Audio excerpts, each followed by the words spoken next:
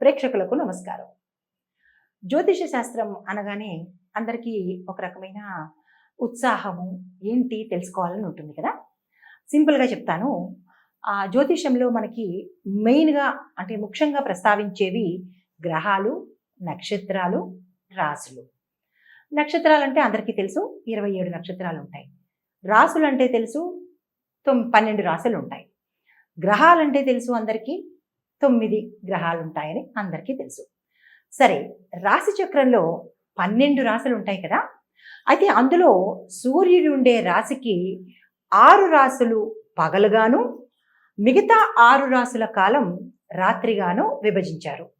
సూర్యోదయం లగాయితూ ఎన్ని రాశులు ఒక వ్యక్తి యొక్క పుట్టిన సమయానికి నడుస్తుందో అప్పటికి ఆ రాశికి తూర్పు దిశ మీద ఏదైతే ఉంటుందో దాన్ని మనం జన్మరాశి లేదా జన్మ లగ్నము, అప్పటికి ఏ రాశి తూర్పు దిశ మీద ఉంటుందో దాన్ని మనం జన్మరాశి లేదా జన్మ లగ్నంగా తీసుకుంటాము. దీన్ని బట్టి 12 భావములను ఏర్పరుస్తారు. ఇది లగ్న కుండలి రాశిని పోల్చడానికి ఏర్పరిచే గణితమైన లగ్నపుటము మాత్రమే. ఆకాశంలో చాలా నక్షత్రాలు ఉంటాయి కదా, వాటికి పేర్లు ఉంటాయి. 27 నక్షత్రాలు ఉంటాయని అందరికీ తెలుసు.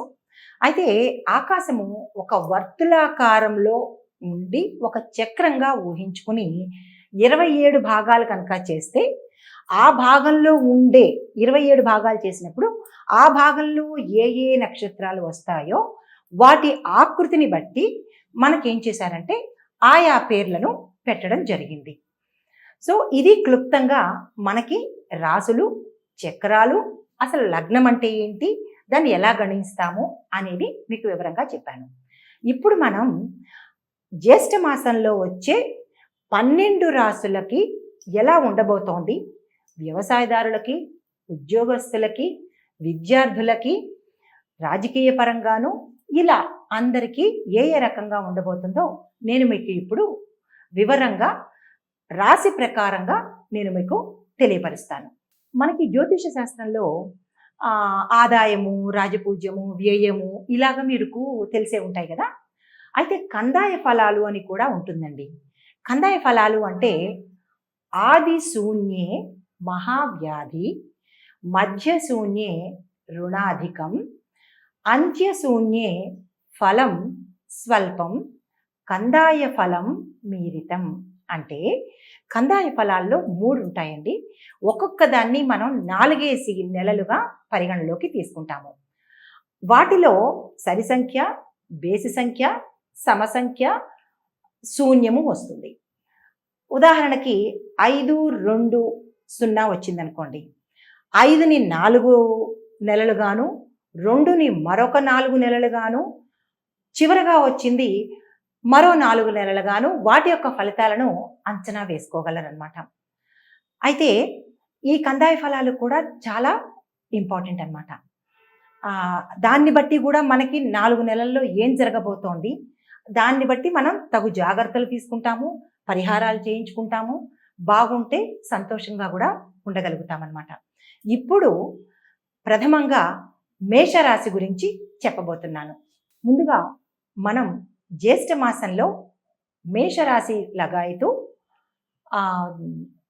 మీనరాశి వరకు ఎటువంటి ఫలితాలు ఉంటాయి అనేది మాస ఫలితాలను మీకు సవివరంగా తెలియపరుస్తున్నాను.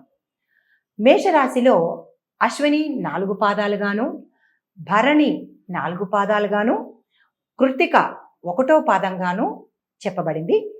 ఆదాయం 8, వ్యయం 14, అవమానం 3, రాజపూజ్యం 4. మేషరాశి వారికి మిశ్రమ ఫలితాలుగాను, ఆదాయం పర్వాలేదు, చేతికి అంది వస్తుంది. అవసరానికి తగిన ధనం ఏదో విధంగా సమకూరుతుంది. దూర ప్రయాణాలు చేస్తారు. అన్ని రంగాలలో అంటే వృత్తి వ్యాపారులకు సామాన్యంగా ఉంటుంది. భార్యాభర్తల మధ్య అవగాహన ఏర్పడి అన్యోన్యతను నెలకొల్పుతుంది. కుటుంబ సౌఖ్యం మరియు పిల్లల అభివృద్ధి చక్కగా ఉంటుంది. మీరు తలచిన కార్యాలను సమకాలంలో సరి అయిన పద్ధతిలో నెరవేర్చుకుంటారు. కాకపోతే చిన్న సూచన, మీరు డ్రైవింగ్ చేసేటప్పుడు కానీ ఏదైనా వాహనం మీద వెళ్ళేటప్పుడు కానీ కొంచెం జాగ్రత్తలు తీసుకుంటే చాలా మంచిది. ఇప్పుడు వ్యవసాయదారులకు ఎలా ఉంటుందంటే, ఒక పంట అనుకూలిస్తుంది, మొదటి పంట అనుకూలిస్తుంది, అధిక వ్యయంగా కూడా కనిపిస్తోంది, ప్రభుత్వ సహకారం సమయానికి ఉండదు. ఇది వ్యవసాయదారులకు చెప్పేది. తదుపరి ఉద్యోగస్తులకు దూర ప్రాంతాలకు బదిలీలు జరగవచ్చు, కుటుంబానికి కొంచెం దూరంగా ఉండవలసి రావచ్చు, అధికారులతో మనస్పర్ధలు వస్తాయి, జాగ్రత్తగా ఉండండి, సమయానికి తగ్గట్టుగా ప్రవర్తించండి. తదుపరి వ్యాపారస్తులు, మిశ్రమ ఫలితం, వ్యాపారానికి మిశ్రమ ఫలితం ఉంటుంది. సరుకులు నిల్వ చేసుకునే వారికి అనుకూలంగా ఉంటుంది.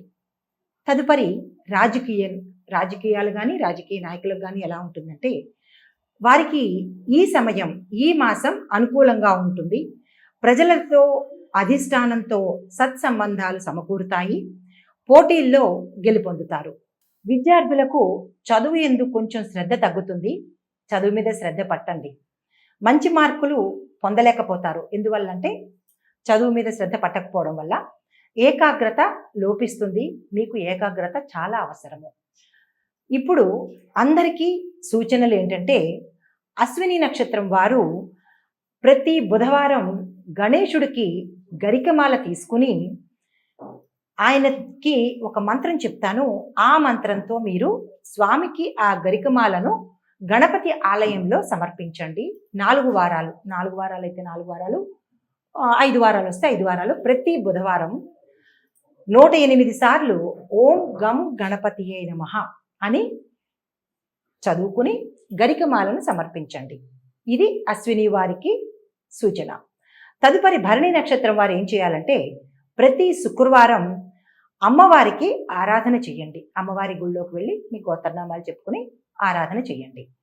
కృత్తికా నక్షత్రం వారు ప్రతి ఆదివారం ఆదిత్య హృదయం పారాయణ చేస్తూ బ్రహ్మ ముహూర్తంలో లేవడానికి ప్రయత్నం చేయండి. పరిహారాలుగా రవి గాయత్రి, బుధ గాయత్రి, శుక్ర గాయత్రి, కుజ గాయత్రి పఠించండి. జపాలను సూచించడమైంది. నమస్తే అండి. మేషరాశి వారి ఫలితాలు సమాప్తం.